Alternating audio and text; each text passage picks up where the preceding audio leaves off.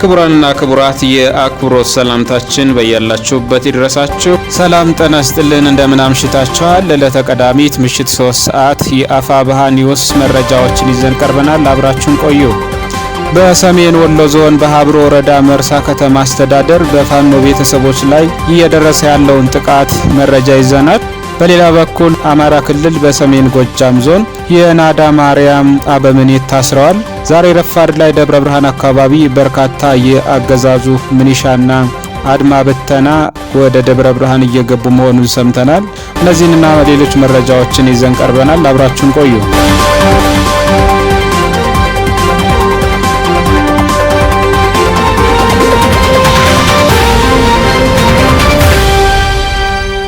በቀን 14 10ኛ ወር 2017 ዓ.ም በበርካታ ኤፌሰር እና አይሱዚ እንዲሁም የተወሰኑ ሲኖዎች ጓዛቸውን ጭነው በርካታ አድማ ብተናዎች ደብረ ብርሃን ከተማን ወደ ጫጫ መስመር እንደተጓዙ መረጃው ደርሶናል። መዳረሻቸውን አሳግርት፣ ሀገረ ማርያም፣ ቡልጋና በረህት እንዲሁም በምንጃር ቀጣና ሊሆን ስለሚችል በዛ ቀጣና ያላችሁ የአማራ ፋኖ ብሔራዊ ኃይል ሸዋ ቀጣና ከሰም ክፍለ ጦር በሁሉም ብርጌዶች ከወትሮ የተለየ ጥንቃቄና ቅድመ ዝግጅት እንድታደርጉና የተጠናከረ የደፈጣ ጥቃት እንድታደርጉ እናሳስባለን ሲል የአማራ ፋኖ ብሔራዊ ኃይል አመራሮች አሳስበዋል።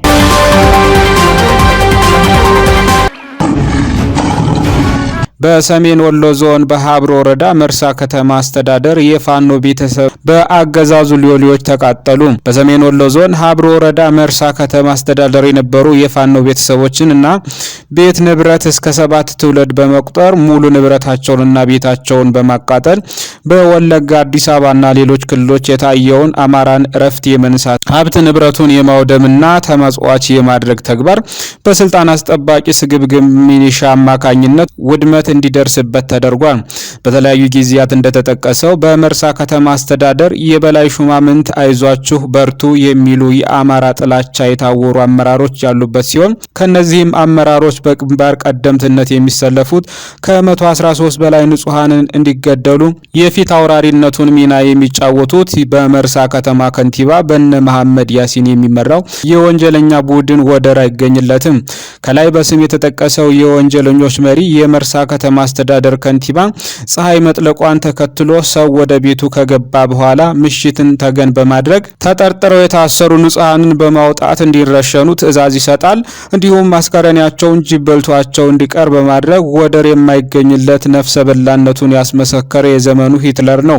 መቼም የዚህ ወንጀለኞች ቡድን መሪ አረመኔነት ለማወቅ ወረላሎ፣ ዋጮ ሜዳ፣ የመርሳ ቄራ፣ መርሳ ውሃና የመርሳ ዙሪያ ጎጦችና ሌሎች ስፍራዎች የፈሰሰ የንጹሃን ደም የአካባቢው የዓይን እማኞች ይናገራሉ።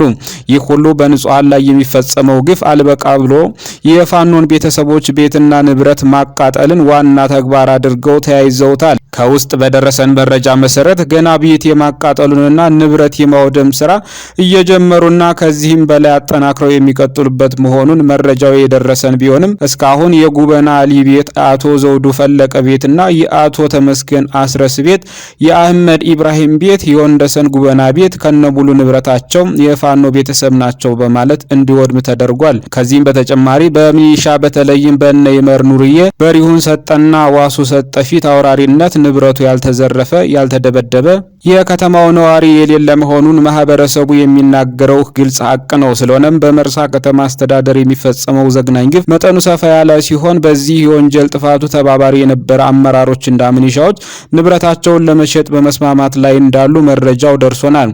በመሆኑም የእነዚህን ወንጀለኞች ንብረት የገዛ የወንጀሉ ቀጥተኛ ተባባሪ መሆናቸውን አውቃቸው ከነዚህ ድርጊታቸው እንድትቆጠቡ እያሳሰብ ይህን አልሰማ ብሎ የወንጀለኛ ቤትና ንብረት የገዛ ቤቱም ይሁን ንብረቱ ውርስ እንደሚሆን ከወዲሁ እናሳውቃለን። ህልውናችን በተባበረ ክንዳችን። አፋብሃ በወሎ ቀጠና የልጅ ኢያሱ ኮር ህዝብ ግንኙነት።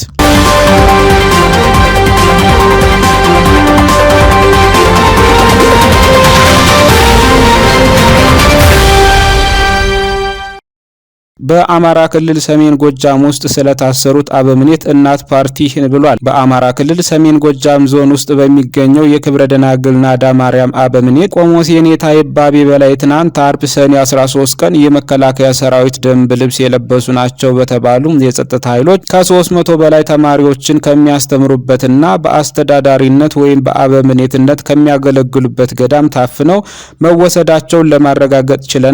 መምህሩ ዕለት መድኃኒት የሚወስዱባቸው ተደራራቢ ህመም እንዳሉባቸው ነገር ግን መድኃኒቴን እንኳን ሊያዝ እያሏቸው ፋታ ሳይሰጡ አጣድፈው እንደወሰዷቸው ተገንዝበናል። ፓርቲያችን እንዲህ ያለውን በተለይ በሃይማኖት አባቶች ላይ ያነጣጠረ ተደጋጋሚ ግብታዊና ቂም ተኮር አፈና አለፍ ሲልም የጅምላ ግድያ በጽኑ ያወግዛል። የታፈኑት አበምኔት ያለምንም ቅድመ ሁኔታ እንዲፈቱ አበክረን እንጠይቃለን ብሏል።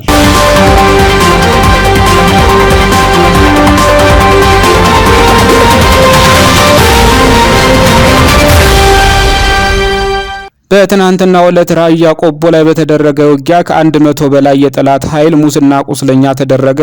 በአፋብኃ ምስራቅ አማራ ኮር 2 ዞብላምባ ክፍለ ጦር ትናንትና ሰኔ 13 2017 ዓ.ም ከንጋት 1 ሰዓት ጀምሮ በዋለው ውጊያ በሶስት ግንባሮች ማለትም በራያ ቆቦ ሆርማት እስከ አራዱም ጥቁር አስፓልት አንደኛ ሻለቃና ሁለተኛ ሻለቃ ዲሽቃ ምድብተኛ እንዲሁም የክፍለ ጦሩ ቃኝ በጋራ ከፈንቴ ኪዳነ ምህረት እስከ ቀመሌ ተክለ ሃይማኖት እና አራተኛ በረኛው ሻለቃ ተኩሎች ዙሪያ በአጠቃላይ ከ100 በላይ ዙፋን ጠባቂ ሰራዊት በመደምሰስ ታላቅ ጀብድ በመፈጸም ድል ተጎናጽፈዋል። በተጋድሎው ጠላት ሆርማትና አዲሱ ሰፈር እስከ ፈንቴ ኪዳነ ምህረት ድረስ ባለ ግንባር ከ90 በላይ ሙትና ቁስለኛ የሆነ ሲሆን በአራት ፓትሮልና በአንድ ኦራል አስከሬንና ቁስለኛን ሲያመላልስ ውሏል። በሌላኛው ግንባር በቀመሌ ከ40 በላይ ዙፋን ጠባቂ ሰራዊት ሙትና ቁስለኛ ሲሆን እየተዛዘለ ወደ ቆቦ ከተማ ሆርማት የጠላት ካምፕ ፈርጥጧል። በሶስተኛ ግንባር ተኩለሽ ከተማ አራተኛ ሻለቃ አንድ ሻምበልና ዲሽቃ ምድብተኛ 8 በመደምሰስ 9 በማቁሰል የጠላትን ምሽግ ጭምር በማስለቀቅ ታላቅ ድል ተጎናጽፏል።